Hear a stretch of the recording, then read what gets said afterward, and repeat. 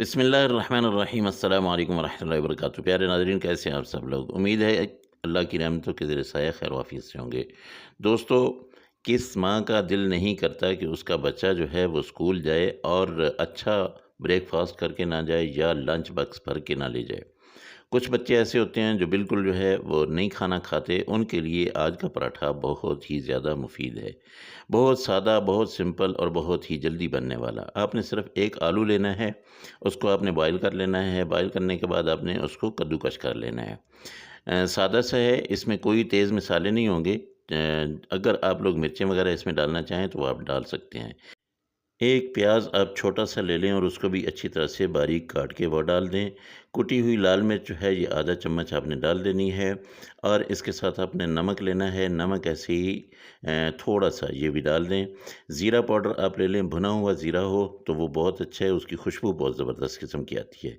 इन सब चीज़ों को हम मिक्स करेंगे, अच्छी तरह से मिक्स करके इनको लगा देंगे साइड पे और फिर हम अपनी बनाएँगे रोटी, पराठा और फिर मैं आपको बताता हूँ ये यूनिक सा पराठा जो है आपने बनाना कैसे है। ये पराठे के अंदर आपने नहीं कुछ भी नहीं भरना है, बस आपने पेड़ा बनाना है।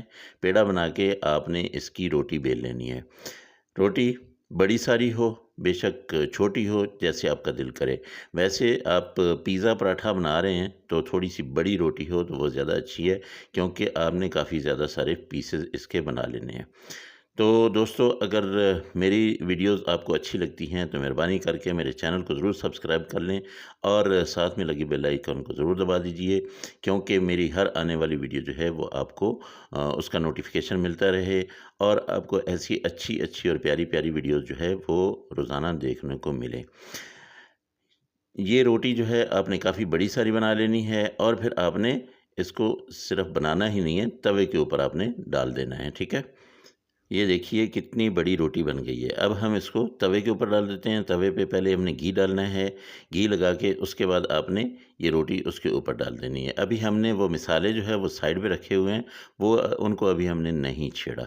तो ये देखिए, ये पूरा तवा जो है ये कवर हो गया इस रोटी से। अब हमने क्या करना है कि अब वो मसाले लेके वो इसके ऊपर डाल देने हैं, वो जो हमने आलू और प्याज़ वग़ैरह का बना के रखा हुआ है। दोस्तों, ये वाला पराठा आप बच्चों को देंगे ना तो इंशाल्लाह वो आपके दीवाने हो जाएँगे, रोज़ाना इसी पराठे की फ़रमाइश करेंगे। ये इसका नाम आप दीजिएगा पिज़्ज़ा पराठा और सादा पिज़्ज़ा पराठा, यानी ये चिकन के बगैर है, लेकिन इसका टेस्ट बहुत ही आला और बहुत ही ज़बरदस्त है।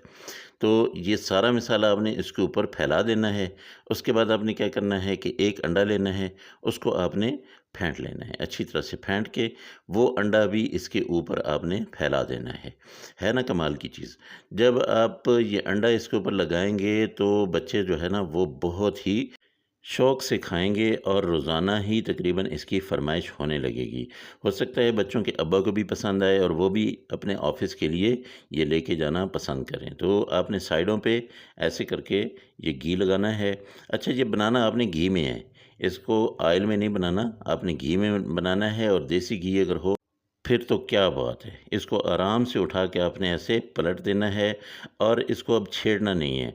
कुछ देर के लिए पकते पकते रहने देना है, उसके बाद आराम-आराम से आपने ये नीचे से इसको खोलना है, फिर इसके बाद नीचे आपने इसके घी लगा देना है। ये देखिए, इसकी साइडों से जब आप घी लगाएँगे ना, ये अंडा भी पक जाएगा, टूटेगा भी नहीं और पराठा भी पक जाएगा, कच्चा नहीं रहेगा।